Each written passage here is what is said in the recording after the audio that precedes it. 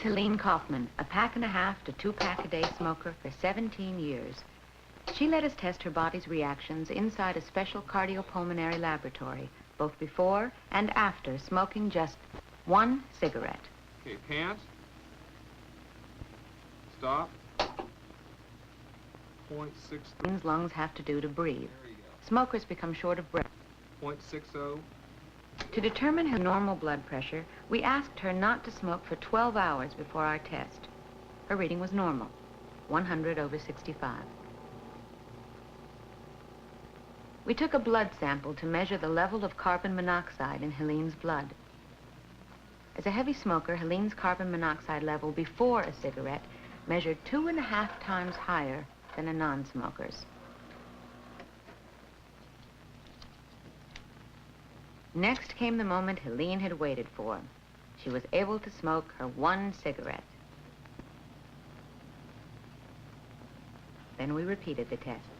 Here's what happens to Helene's body each time she lights up, 30 to 40 times a day.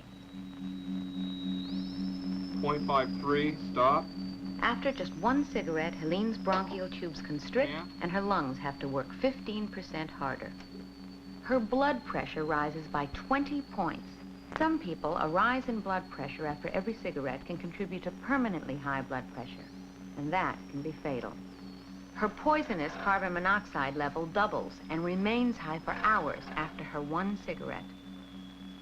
The difference in the before and the after was so significant that it kind of overwhelmed me, that just one could be causing such a difference in my own personal physiology. Okay, when I tell you now, just hold really still. Finally, we gave Helene a heat-sensitive thermograph picture of her hands. It shows how smoking constricts the blood flow to the small vessels all over her body. The bottom picture was taken before she smoked. The top one was taken after just one cigarette. All of the blood vessels are constricted in the outer parts of your hand, and they all but disappear. That's just from one cigarette.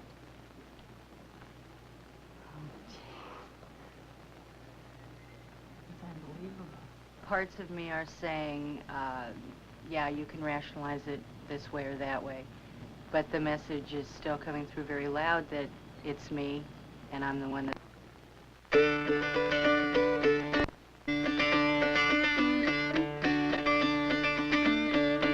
I'm 55 years old, and I've smoked an average of 1 pack a day for 38 years.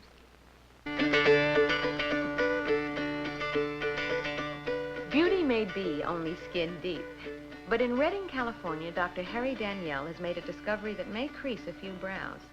Smoking can cause wrinkles. The results were very clear in the 1,000 people that we studied.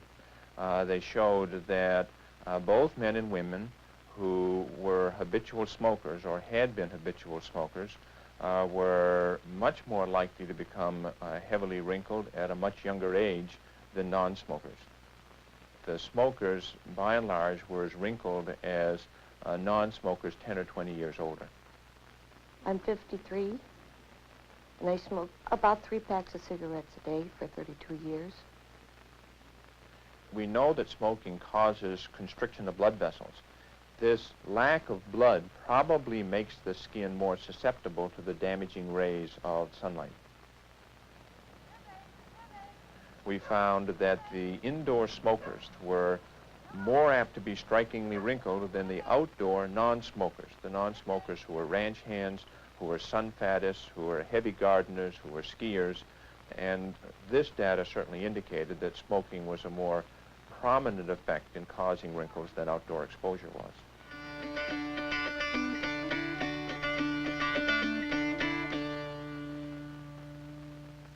One of the least publicized but most insidious effects of cigarette smoke is upon the unborn child of a pregnant woman.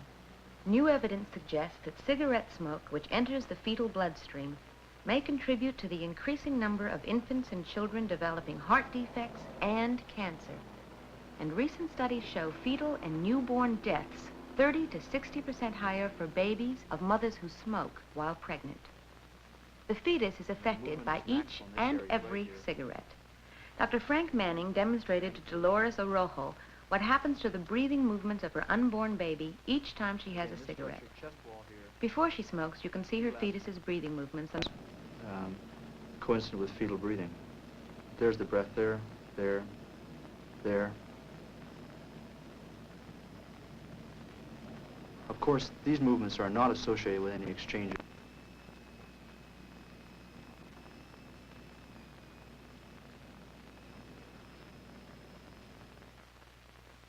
We're now about 30 minutes down the line after Mrs. Orojo smoked her cigarette.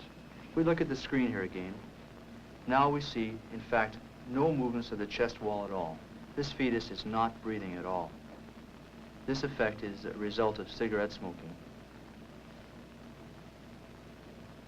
Mr. Orojo, we've looked in before and we've seen that your baby was breathing about 60% of the time. And now we look at the screen and see it's not breathing at all. For sure that's related to your smoking a cigarette. How do you feel about that? Dolores Orojo has stopped smoking. Since 1930, deaths from lung cancer among women have increased over 400%. Dr. Erwin Zement demonstrates what happens when a smoker's lung succumbs to cancer. Now, if we consider a cancer as being a little growth which appears in the lung here, we can then imagine it growing. And in a sense, a cancer grows with the legs of a crab. By the time one finds a cancer on X-ray, it's very often metastasized around the trachea and around the major bronchi. So if a surgeon tries to remove the cancerous part of the lung, which might be this part over here, and which might be the part that is evident on X-ray, generally he will find at the time of surgery that much more of the lung has to be removed. Although surgery is the best way of treating cancer of the lung, it's unfortunate that of 100 patients with cancer, probably only 5 to 10 of those people will be alive after 5 years, in spite of all the efforts of modern therapy. The chances of cancer, emphysema, heart attacks, and high blood pressure increase with every single puff on a cigarette. But younger smokers feel the risks are far, far away when they get older. But what's older? 60? 50? 43? This is Mary Brown, age 43, mother of 4, and a smoker since she was 18. 6 months ago, she was living on a beach in Hawaii, enjoying life to the fullest. And this is Mary, still age 43. But now she weighs 88 pounds, and now she has terminal lung cancer. I've never smoked over a pack a day. And I've quit a number of times. In other words, I've never been a heavy smoker. So I was not up for cancer. And if I was, it was only shortening my life by, say, 5 years on the end, the other end. Never on this end. And I don't know, 43 isn't that end, or shouldn't be. I guess if I never had smoked, I wouldn't have lung cancer. I don't know. It's the silliest, hardest thing to get in your head, that little thing can cause all this. Because I never started because I wanted a cigarette. I just started because everybody else did. And God, I wish I hadn't.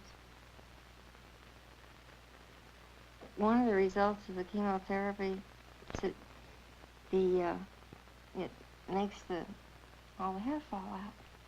In fact, it's one of the first things that's happened. I haven't gotten used to it yet. They say it all comes back in, and it's supposed to come in different, which will make it interesting.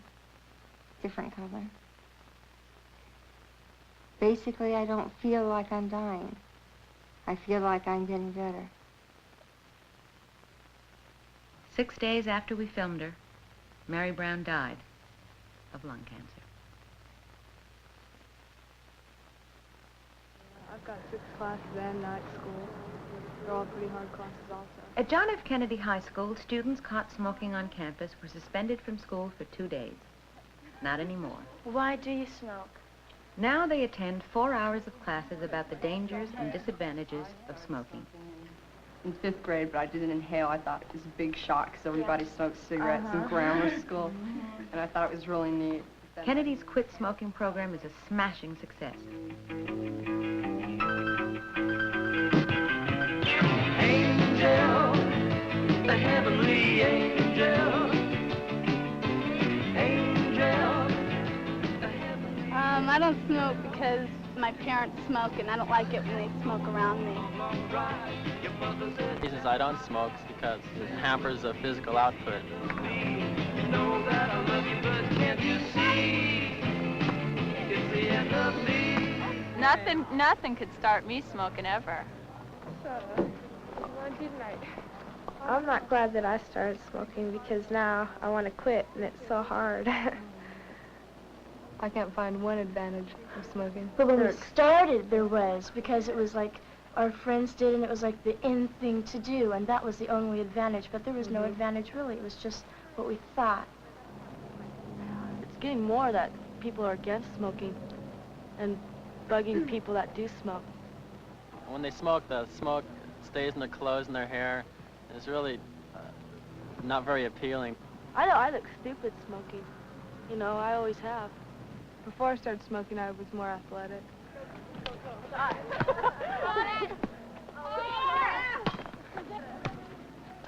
I envy them that they don't smoke.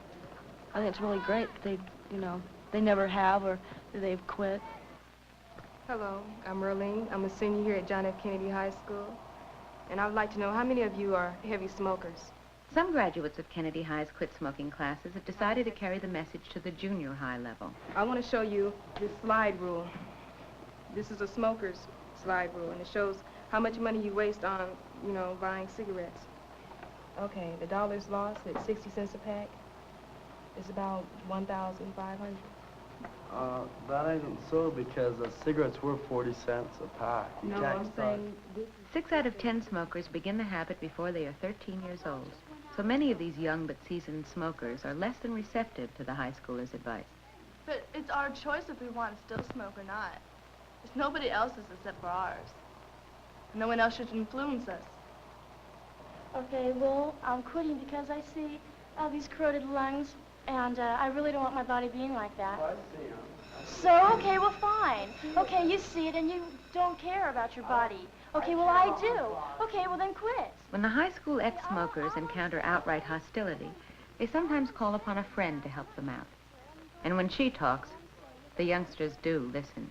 I've had cancer of the throat, and as you can hear, I don't have vocal cords anymore. I didn't start to smoke till I was 22. But you can stop if you make up your mind to it. It's your body, and only you can do something with it. I think I probably quit smoking. I don't know why, but, you know. I think that'd be a real accomplishment. Something that you've done for yourself. Patty Marchese is one of many teenagers at Kennedy High who has quit smoking. Still, she has to continue living with other smokers. It's no surprise that most smoking teenagers have smoking parents. But the trouble is, I really enjoy smoking.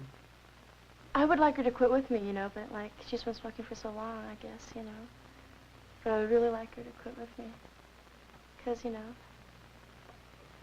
No definite commitment. I could maybe try to cut down. I know. I don't want to say I can, though, if I can't keep a promise. When Patty's mother does decide to quit, she can get all the help and support she needs free of charge. Okay, ladies and gentlemen, you've done real well in cutting back on your cigarettes. And I think tonight we ought to make a commitment for a trial run on quitting smoking. The American Cancer Society has set up stop smoking programs throughout the country which retrain people to live without cigarettes.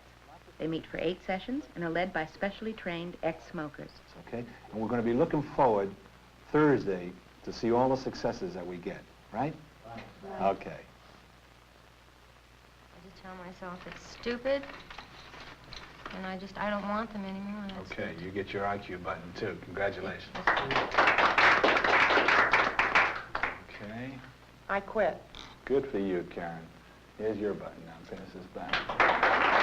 Hey, Phyllis, how did you do? I promised you I wouldn't smoke, and I didn't smoke all afternoon. Good for you. But I did smoke last night. What prompted you to want to give up smoking? I'd light a cigarette, wonder why I was lighting a cigarette. I couldn't breathe. My husband told me he'd leave me if I didn't stop smoking. For me, and for my son, too. I don't want him coming from a smoking home. You have to stop smoking, don't you? Yes. Well, I don't have to stop smoking. I could also stop breathing. What did your doctor tell you? Well, I have to stop smoking. Okay. You going to give it another try? Yes. Good for you.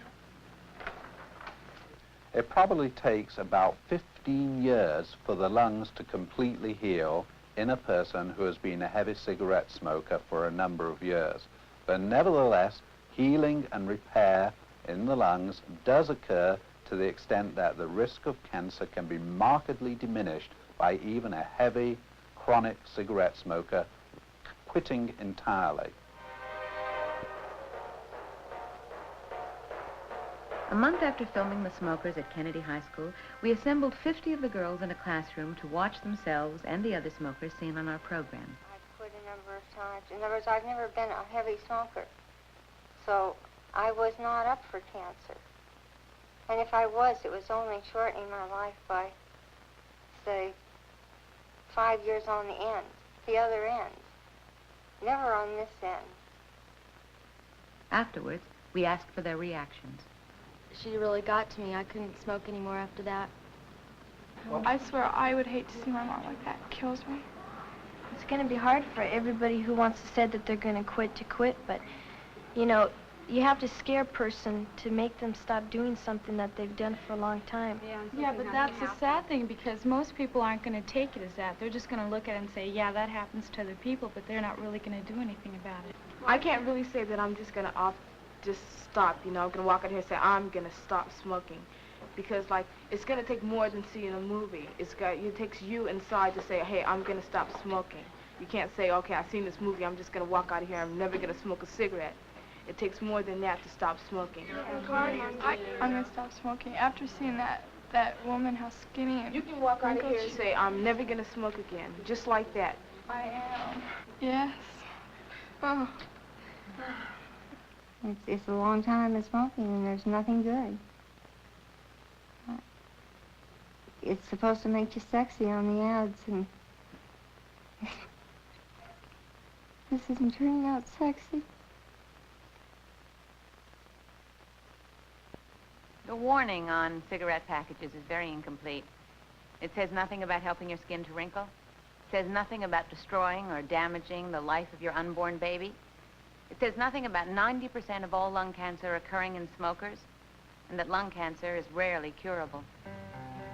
It may not be easy to quit, but the temporary frustration can be far outweighed by the permanent gratification, the feeling of being more independent and more in control of your life, of regaining your physical fitness, of not smelling like your cigarettes, of saving money and, maybe, your life. Also think of others.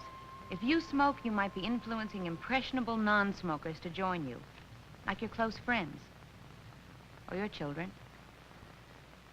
In preparing this program, we didn't meet one smoker, male or female, who was glad he began or sad that he quit.